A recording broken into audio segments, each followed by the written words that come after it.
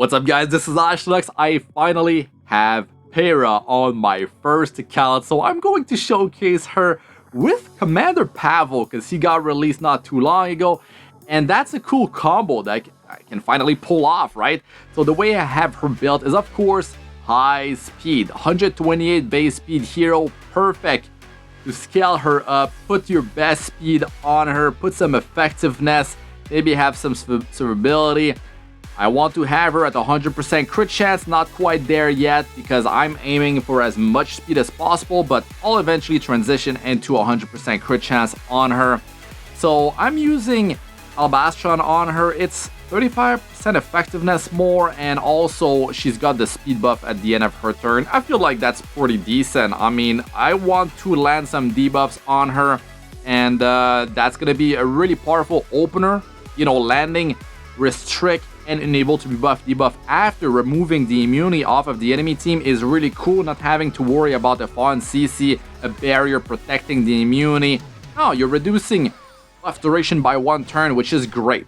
Now, Peira, you don't have to go skill 2 into the skill number 3 every time. You can do skill 2 into the skill number 1, which will activate Commander Pavel just by herself if she crits every time she goes. So that is really cool. Right there in this battle, I actually didn't crit, you know, 90% crit chance. I didn't crit versus Conqueror Lilius, and I also got the resist on the stun. So go figure, that's the type of stuff you can expect in Epic 7, of course.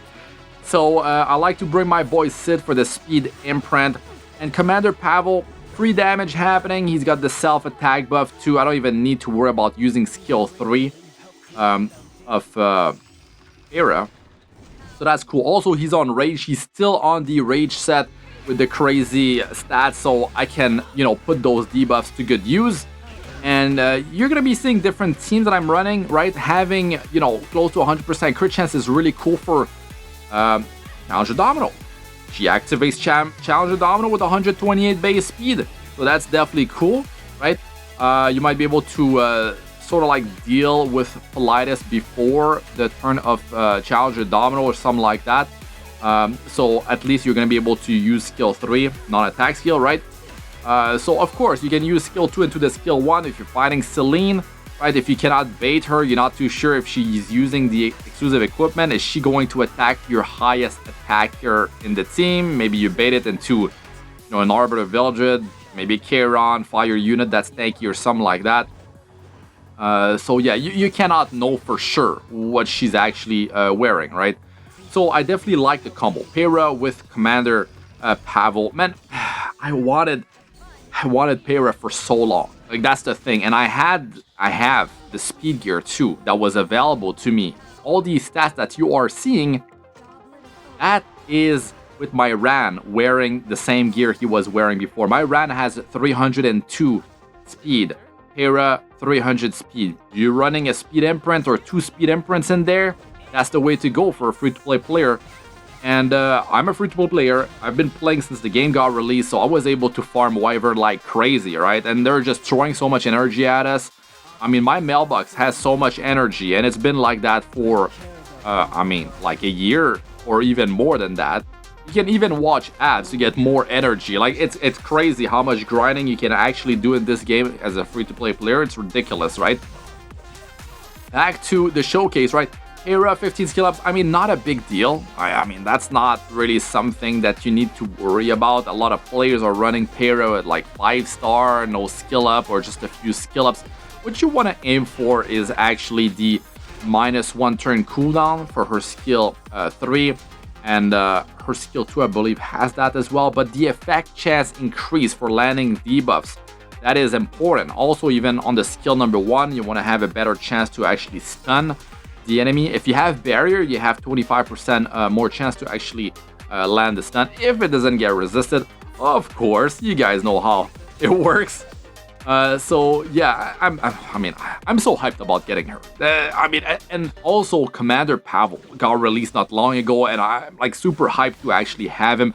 I have to push in World Arena now. That's something I'm gonna do. That's something I'm gonna do, and I'm going to make some videos about it, and I'm gonna be trying a bunch of different things.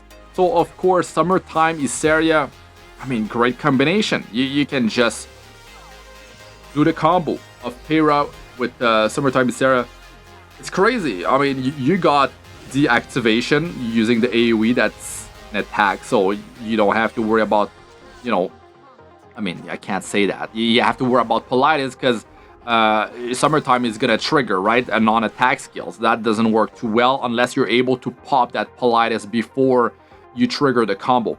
A problem with Peira is the skill 2 attacks everyone, right? So, of course, counter attacks is going to be a problem. Now, if you're fighting a team that has Alien plus Rem, you know, they're running heroes like on Elbrus, counter set, stuff like that. Peira can take a massive beating. She might even go down before she actually gets to go with the skill number 3. So I'd like to build some bulk on this Peira later down the line, right? It works pretty well too with the fact that skill 3 puts escort on her, which means 30% of the damage that the allies on the team take are redirected toward her. She's in stealth. She's got a barrier that scales based on her maximum, on her level, right? So that's cool. So you don't have to worry too much about building health on her. So that's something, right? But I really like the fact that this hero just gets an extra turn. Like that is Summer Break Charlotte. You know, you can do some stuff there. You can do some stuff with Pavel. You just have so much power in her kit, and you are seeing her, of course, arena defense. There's Peiras, and Peira is, you know, players like to take Peira. She's just a strong hero. Landing some stuns on with the skill number 1 could definitely be game changing. Having her with crazy speed, of course, means she's gonna cycle a lot. She's gonna get a lot of turns in the battle if it doesn't end too quick. Having Alabastion on her, I mean, it's potentially a speed buff, so she's gonna get that turn that much faster. So it does have to trigger. That's the thing. It's not a guarantee. Now, Commander Pavel, the damage with the skill number 2, even with Rage, is nothing spectacular. But, I mean, considering the fact that he triggers skill 2 into get the turn to go with the skill number 3, that's deadly because you can pop like Apocalypse Ravi, like very tanky, dangerous heroes. Maybe a Maid Chloe, a revive is about to happen, like a Ruel of Light. Like, it's a game-changing thing, right? So I'm gonna try to showcase that for you guys, and you can have a better understanding of, you know, these heroes in action like Commander Pavel. So that's it for this one. Let us know what you guys think about all that in the comment section. Good luck with all you do. Peace out for now.